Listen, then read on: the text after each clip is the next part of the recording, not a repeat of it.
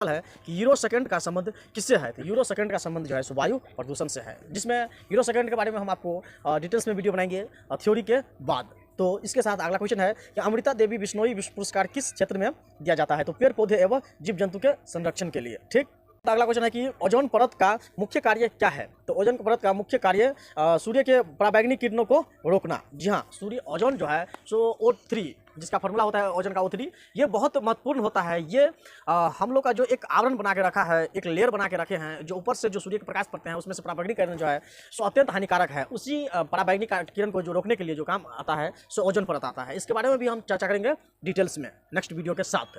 इसी के साथ अगला क्वेश्चन है आपका कि कुछ भौतिक कारकों के नाम बताएं। तो भौतिक कारक जैसे तापमान, वर्षा, पवन आदि, ये सब क्या है, ये सब भौतिक कारक है। इसी तरह से अगला क्वेश्चन है तो प्लावक कौन होते हैं। तो जंतु प्लावक उपभोक्ता होते हैं। कौन होते हैं, उपभोक्ता होते हैं। इसके साथ अगला क्वेश्चन है कि वन पारितंत्र में शेर कैसा उपभोक्ता है। तो सर्वोच्च उपभोक्ता है। हिरण कैसा उपभोक्ता है। तो प्राथमिक है। प्राथमिक क्यों है, क्योंकि हिरण जो है सो प्राथमिक घास के बाद वो सेकंड वही है जो खाते हैं वो, तो ये प्राथमिक जो है सो हुआ। पर हिरण कैसा उपभोक्ता है, तो प्राथमिक है।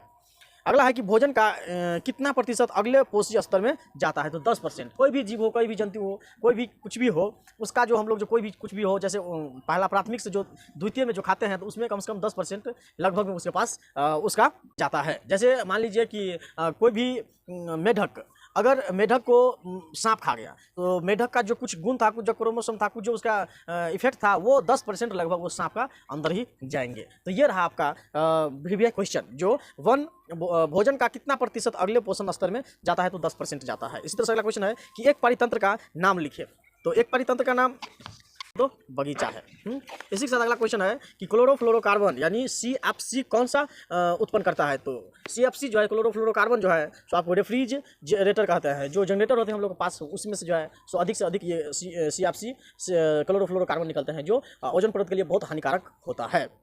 इस तरह से अगला क्वेश्चन है कि पर्यावरण कितने घटकों से मिलकर बना है। तो पर्यावरण 2 घटकों से मिला हुआ है, जैव और अजैव से। जी हाँ, जीवी से और निर्जीव से। इसी तरह से अगला क्वेश्चन है कि प्रकृति के अनुसार अवशिष्ट कितने प्रकार के होते हैं। तो प्रकृति के अनुसार अवशिष्ट 2 प्रकार के होते हैं। कौन कौन, जैव निम्नीकरण पदार्थ और अजैव निम्नीकरण पदार्थ। जी हाँ, नेक्स्ट क्वेश्चन है आपका कि प्रकृति के अनुसार अवशिष्ट कितने प्रकार के होते हैं। तो 2 प्रकार के होते हैं, जैव निम्नीकरण और अजैव निम्नीकरण। इस तरह से अगला क्वेश्चन है कि जल मंडल, स्थल मंडल एवं वायुमंडल मिलकर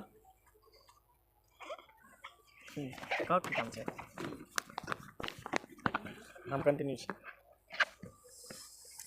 जी हाँ, नेक्स्ट क्वेश्चन है कि जल मंडल, स्थल मंडल एवं वायुमंडल मिलकर क्या बनाते हैं। तो जीव मंडल बनाते हैं। जीवों को जो मतलब जीवन यापन जो करते हैं, ये तीनों मंडल से मिलकर ही जीवन, किसी भी चीज़ का जीवन संभव है। हाँ, क्वेश्चन है कि जल मंडल, स्थल मंडल एवं वायुमंडल मिलकर क्या बनाते हैं। तो जीव मंडल बनाते हैं। ठीक, इसी तरह से अगला क्वेश्चन है कि सभी शाकाहारी जीव कैसा उपभोक्ता है। तो सभी शाकाहारी जीव प्राथमिक उपभोक्ता होते हैं। कौन सा, प्राथमिक। इसी तरह से अगला है कि सभी मांसाहारी जीव कैसा उपभोक्ता है। सभी प्रकार के मांसाहारी जीव जो है सो द्वितीयक उपभोक्ता होते हैं। हाँ, इसी तरह से अगला क्वेश्चन है कि जो जीव अपना मौत की मरते हैं उसे क्या कहा जाता है। तो सर्वोच्च उपभोक्ता कहते हैं। जो सभी के लिए उपभोक्ता होता है वही सर्वोच्च उपभोक्ता कहलाते हैं। जो जीव अपनी मौत से मरते हैं, हाँ, उसे क्या कहा जाता है। तो सर्वोच्च उपभोक्ता कहते हैं।